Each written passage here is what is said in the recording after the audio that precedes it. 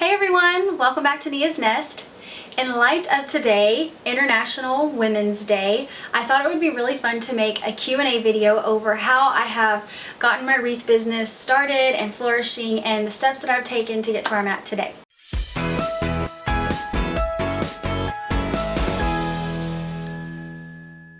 That day is totally awesome, by the way. We have a day just for women. Not just moms, not just spouses or those in committed relationships, but women in general. And basically it was a day that was started years and years and years ago all around the world to show appreciation, love, respect to women and their social and economic and political achievements over the years. So I thought it would be really fitting today to do this Q&A just to kind of give some information and some knowledge that I've gained over the last few years for those of you who are wanting to go after one of your passions or possibly just help out more financially in the home and you're not sure where to start or really where your niche is at. So the first question comes from Rachel Marie XOXO.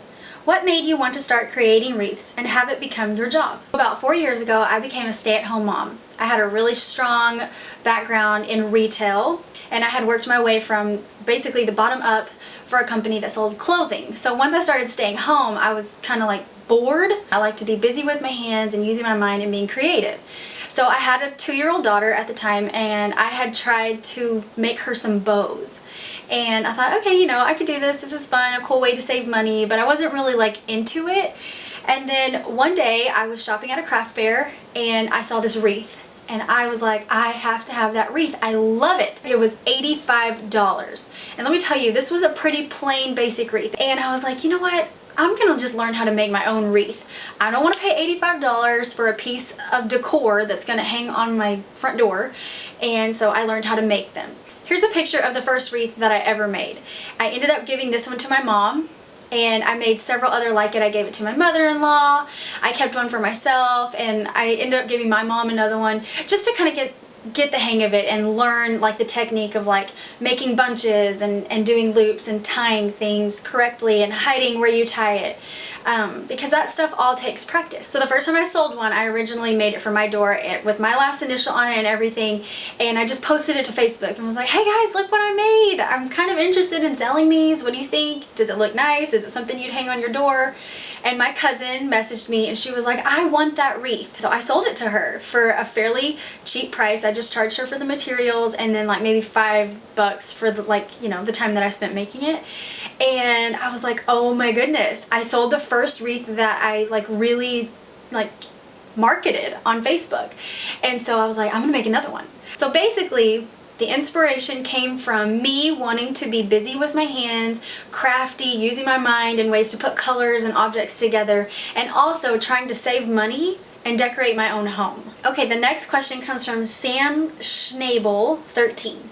How do you decide how much to list them for? And that was something that I learned kind of in the beginning that is going to be tricky. The first time I went, things were half off. And this time they were full price and I was like, man, I'm not going to make much of a profit if this is their actual price. So I continued to go back and look online and kind of study like when things are on sale. And I learned that at Hobby Lobby, the mesh and the ribbon that I was using for this specific style of wreath is on sale for half off every other week.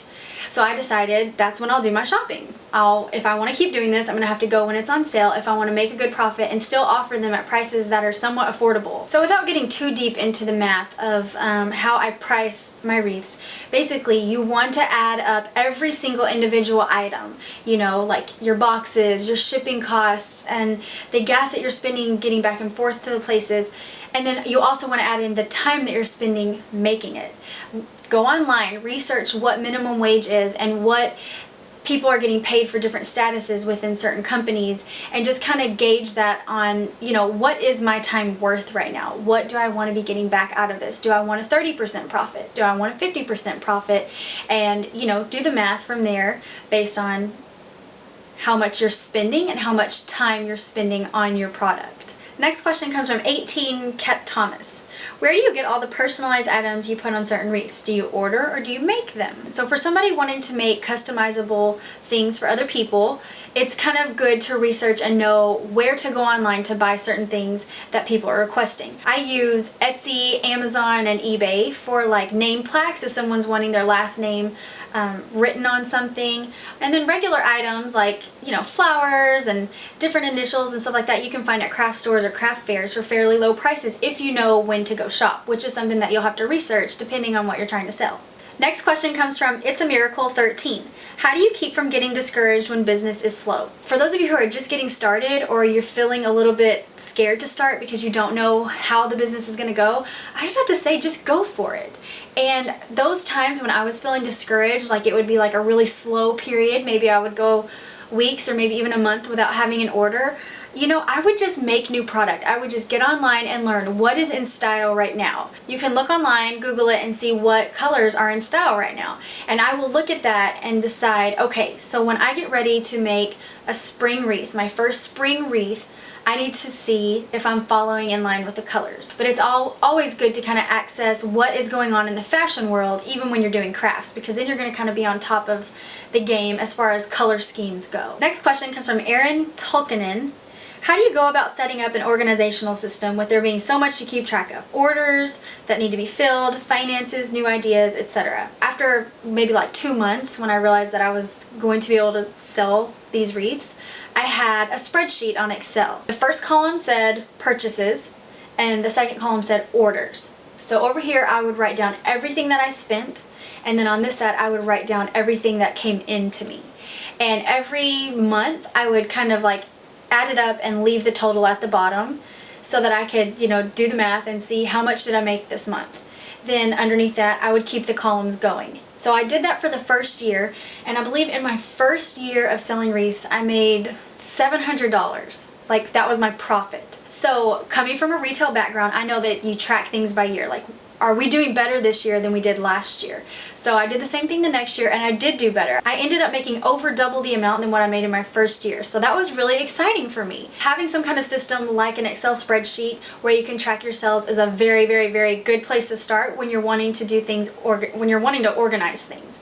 And this back here is all very new. I used to have things clumped up on a table at the back of this room, and it was just spread out all over the place. Now that things are more steady and I have my Etsy account, everything is done online. I have a business credit card that I make purchases with, and I only buy business items with this credit card. So I'm able to look at statements and see what I'm making versus what I'm spending, and I don't have to go in and manually use Excel anymore. So one thing that has helped me so much organizationally is having my Etsy shop. All of my sales and transactions are done through Etsy. All of the shipping, notifications, and printing out of the labels, everything is done through that now, and that helps me immensely. The next question comes from Amber Leanne Strickland, and I think it kind of goes hand in hand with the question before this one. Did having a family vlog help you start your wreath business? The answer is no. We started vlogging 2 years after I started making wreaths. It definitely helped boost my business and get more followers and viewers on my Instagram and eventually on my Etsy page. But I already had a relatively steady local business going on that I was doing outside my house.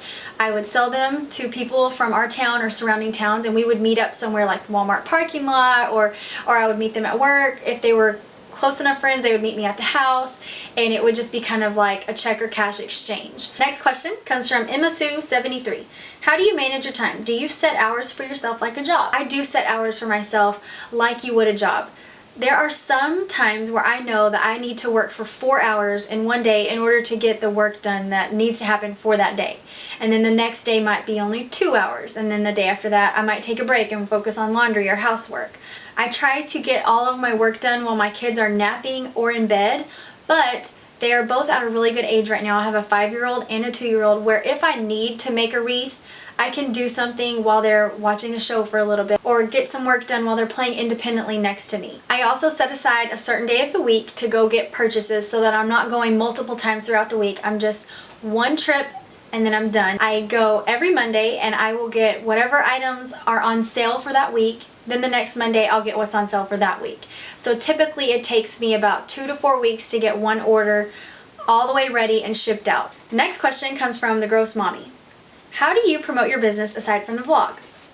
So like I said earlier, I was doing my business a couple of years before we started vlogging, and I utilized my personal Facebook and all of the local trading sites. You guys have that where you're from? Like, I'm from Terrell, so we have Terrell Treasure Exchange. And I made sure and utilized my town and all of the surrounding towns and their trading sites. And I would just post all of my wreaths on there. You know, eventually I moved on to Instagram and I would show different things that I was making on Instagram. And now I have a Facebook page dedicated to my business, so I make sure and post everything there as well as Etsy. Next question comes from Rose G. Hart. How did you get enough sales in the beginning to avoid having to pay when not sold? If I felt like something wasn't selling, like if it was in my possession for longer than, let's say, a month, I would go down on the price. Usually going down on the price would get it out the door, but if that didn't work, or if I made something that I felt like I didn't really know how to price it, I didn't know what people were going to think about it, I would do it like as an auction. And I still do that to this day. I'll auction off, like, for instance, a really decked out fall wreath that would typically be $55, and I'll say regular price $55, but starting bid is only $15, so people can go in and bid and kind of like choose the price that they pay. And usually you get a really good deal, almost half off on those auctions sometimes. And be confident in what you're making. If you don't sell something the first time you make it, try it again. Rework some of the stuff that's on it and try it again. Next question comes from Christy Bennett. I recently made an Etsy account with rings and tassel keychains, and I was wondering how to get my Etsy shop out there for people to see. I think definitely sharing something like that with your close friends and family first, and asking them to share with their friends and family, like making a Facebook post that says, hey guys, I'm really interested in this new crafty venture for my life. And these are some of the things I've made. I've opened up an Etsy account. If you wouldn't mind just clicking the share button to help me out a little bit.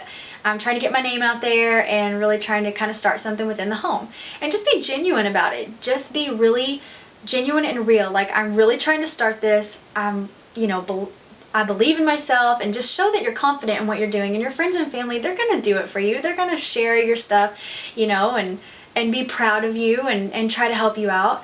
Another good way to get your name out there is being a part of fundraisers and different things that your community is doing. Like if you have a local craft fair, go set up your stuff there, even if you don't sell a single thing. A lot of people are going to see your work, take your business card, they shake your hand, meet them face to face. It's a really good way to get your name out there. Next question comes from Terry Boberry. I like that. I like that name. How much does Etsy keep of your sales? Etsy keeps $9.99 a month, plus, for me, 20 cents every time I upload a new image to sell onto Etsy. They also keep anything that you do, like if you purchase shipping labels through Etsy, then they'll just take that out of your sales. The flat rate, that $9.99 a month, at first to me was a little like, do I really want to do this? It kind of hindered me from doing Etsy for a long time, because $10 a month for a year is $120. Well, that's 2 wreaths for me, 2 decked out wreaths. And so for me, I was thinking like, I'm actually like just giving away free product. I don't know. But the time it has saved me organizationally and just the way that everything is laid out, it's so incredibly worth it. Don't let that $9.99 a month hold you back, because eventually you're going to get your name out there, you're going to get your sales going, and you're going to find that it's worth it. Next question comes from CLK. How did you learn to start making wreaths? I've tried to make a couple, but you can tell they're homemade. Yours look so professional. Did you teach yourself or take classes or something? Actually, I didn't take any classes. When I learned how to make my first wreath, I watched a YouTube tutorial, and I just kept practicing and practicing and practicing. I would just say practice. Watch a YouTube tutorial over what it is you want to make and just practice. Make a bunch of it. Don't just go with the first thing you do, because it probably will look like it's your first time to make it. Once you've made it a few times, you'll see, oh, well, the first time I did it, I did this, and now I know to make the loops go this way, or to tie the ties this way, or actually I'm better at it if I turn the wreath this way, you know what I mean? Next question comes from Catherine RM. Do you use the post office to send out your crafts, or do you use a different kind of company for sending? My advice, again, is to use Etsy. They offer shipping labels, and you can print them from your home, tape them to the box, and schedule pickups from your house for USPS. Next question comes from 3SoccerGirl3. Before I start an Etsy shop, do you suggest I have some things in stock, or that I wait till people order and make things along the way? I would not open an Etsy account with just 1 or 2 photos. I would definitely say 5 is a good amount. If and 5 versatile things, not 5 of the same thing. If you just post 1 or 2 pictures, it kind of looks like you're not really ready and you're not really sure of what you're selling. I wouldn't exactly know like what's going on this shop if I just saw 2 pictures. But if it's very clear, like, oh, she clearly sells bows because she's got several pictures of bows, or she clearly sells onesies because she has 10 pictures of onesies. Next question comes from Apa Nex. Are you able to make a large profit off of your wreaths? I know the materials are not cheap, plus the shipping. By the way, love your wreaths and your other DIYs. I wouldn't say a large profit, but a considerable amount that I feel like I'm helping out financially, and it's also something that I love. I love being crafty and creative, and you really can't do that because it costs a lot of money. So I feel like I've been very blessed and fortunate to be able to make sales off of something that I really love doing. Next question comes from AB Smith 0207. Do you make a lot of stock and hope to sell out, or just make one and then make more as orders come in? I definitely just make one, and then as more people order, I'll remake it. Next question comes again from AB Smith 0207. How far in advance do you make/post on Etsy before a season? Example, how far in advance do you start making fall wreaths and posting them? Usually in the fashion world, you're always a season ahead, so in the summertime, I'll start thinking of ideas for fall, and towards the end of summer, I'll start posting the fall wreaths. I don't start posting them super early in the summer, but you could if you had the time and the resources. Sometimes that's hard to do with a crafty business because it's not always like out on the shelves yet. So usually once it starts coming out on the shelves and I'm able to start looking and seeing like what is going to be in style this fall, what are the color schemes for fall, then I'll get started purchasing things and making new items to sell for that season. Next question comes from Christina Shannon. How do you manage the cost from what you sell versus what you purchase? Do people pay ahead of time so that you can shop for materials on their specific wreath? Or do you have a separate account that has money that primarily deals with purchasing materials? Definitely ahead of time. People purchase orders through Etsy, and then I will go get the supplies if I don't already have them. I'll make them and then send them out. Next question comes from Bailey Boo Love 1. How did you build up so many likes on your Facebook page? When I first opened the page, I did a giveaway. I had one of my favorite wreaths that I had made, and I offered it for free. You just had to like the post, share the post, and tag a friend in the post, something like that. Over time, I've done other giveaways or offered special deals, and a way to get the special deal is if you tag a friend or something like that. So if your friends are tagging their friends and their friends are tagging their friends and so on, then your name's gonna get out there. It's gonna get shared, and you just, like I said earlier, you have to be confident in what you're selling and continue offering new things all the time. Never the same thing. Always new and fresh ideas for people, because nobody really wants to see the same old thing over and over again. This is the last question, and it comes from Charlie Joy. Was there a time when you thought it won't work out and it's not worth the investment? If yes, how did you fight through it? Well, we've already talked about how I fight through it, but I just wanted to end my Q&A on yes. There have been times over the years where I feel like this isn't going to work out, but you really just can't give in to those negative thoughts. And if it's something that you really, really love, then it's not worth giving up on, even if you're not making a lot of money at it. You really cannot get into something like this for the money. You have to have a passion for creating and art and colors and fashion to some extent. Otherwise, an in-home craft business probably won't work for you, because there are going to be times where you feel like, ugh, nobody wants to buy anything this month. Those times come for everyone, whether you work from home, whether you're a stay-at-home mom who homeschools her kids, whether you're a mom who works 40 hours a week in the corporate world. We all have those times where we feel like, is this even worth it? Why am I doing this? But the important thing is to not give up, especially if it's a passion and something that you're doing to better your life and your family. There's a lot of pressure that's put on us as women, and so, you know, that doesn't mean that our dreams and our passions or even our hobbies, as small as they may be, are not important. And so I just kind of wanted to make this video to share with you guys how I got started and where I've come and what I'm doing these days. I don't know how beneficial this was. I got a little tongue-tied on some of the questions, but if I confused you at all or you have any other questions, ask me in the comments below. I'll be happy to keep going with the conversations. I appreciate all of you guys and your questions and reaching out. I appreciate all of my customers out there from WreathsByNia, and I just feel very blessed. This has been a blessing from God that I could not be more thankful for, because I do love being crafty and I can't afford to do it just for the heck of it. So happy International Women's Day, you guys. Thanks for hanging out with me today. Next week I'm gonna have my 3rd trimester bump date with a bare belly shot. It's awesome. I'm so excited to be sharing this journey with you guys, whether it's crafts, mommyhood, what it's like to be a wife, all these different things we're talking about. I really appreciate you guys, and I will see you next week. Bye!